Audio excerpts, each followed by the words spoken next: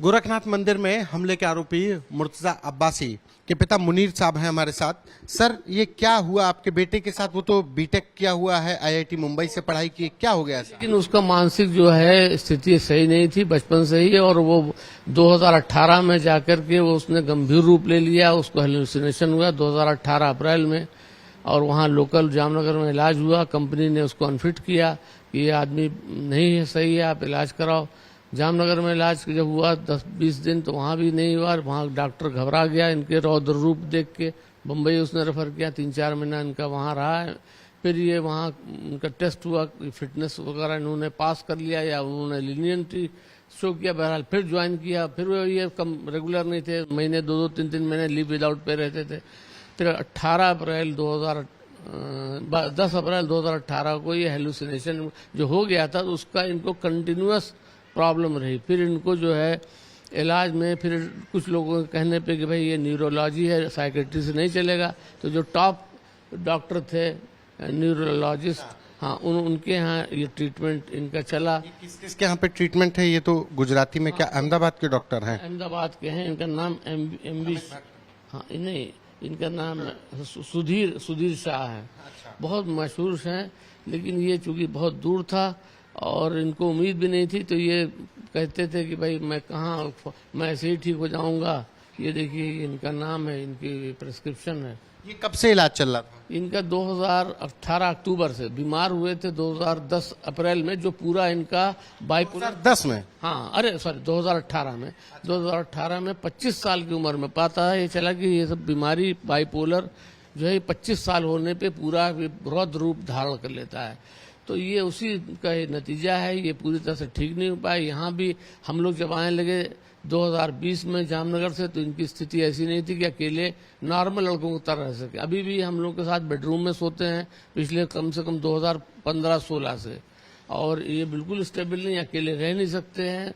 IIT Mumbai से पढ़ाई की इसने, केमिकल। जी हाँ, जी हाँ, जी हाँ। तो ये बीमारी कैसे, मतलब एक तरफ ये देखिए, ये तो कारण तो कौन बता सकते हैं, साइकेट्रिक लोग ही बता। ज़हीन थे। हाँ, तो उसको क्या, देखिए इस तरह की बीमारी अक्सर ज्यादा ब्रिलियंट लड़कों को होती है।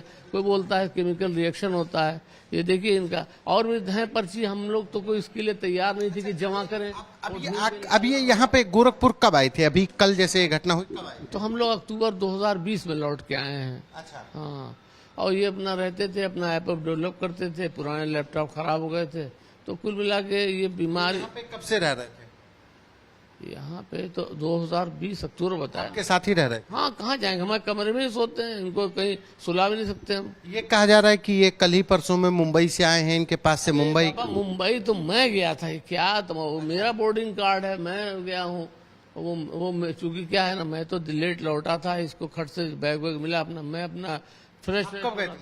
मैं 28 मार्च को गया था। अच्छा। और 28 मार्च को गया था, और अपना 2 अप्रैल को लौटा। मेरा वहाँ फ्लैट था, उसका मैंने किराएदार था, उससे मुझे को पोजीशन लेना था। मेरे पड़ोसी थे, तो बहरहाल हमको कुछ किराए पे उठाना था, तो वो कुछ बात बन नहीं पाई क्योंकि लेट थोड़ा सा हुआ। तो कुल मिला के मैं चाबी लेके किसी को दे दिया हूँ। मेरा सिर्फ काम यही था कि फ्लैट का पोजीशन लेना। वो जो मतलब टिकट मिला वो आपका है? मेरा टिकट है। वो मुंबई कहाँ जाएगा? मुंबई मतलब ये रेगुलरली यहीं रह रहे थे जब से? हाँ, कहीं नहीं। हाँ, बस कुछ दिन के लिए हम लोग के साथ गए थे तमिलनाडु। इनकी नानी नाना बहुत याद करते थे, तो हम इनकी माँ के नाना। तमिलनाडु में कहाँ पे गए थे?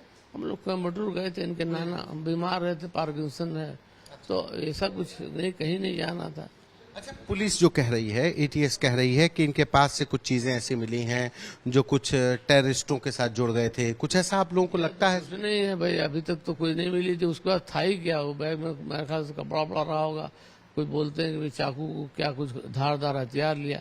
अब देखिए, वो तो बेसिकली शुरू से ही मतलब सुसाइडल टेंडेंसी थी। मैंने उसको जब ये रिलायंस छोड़ के आया तो एक साइकिल दिलाई, तो साइकिल चलाता था, बोलता था मैं जब साइकिल चलाता हूँ तो मन करता है मैं किसी कार में भिड़ा दूं।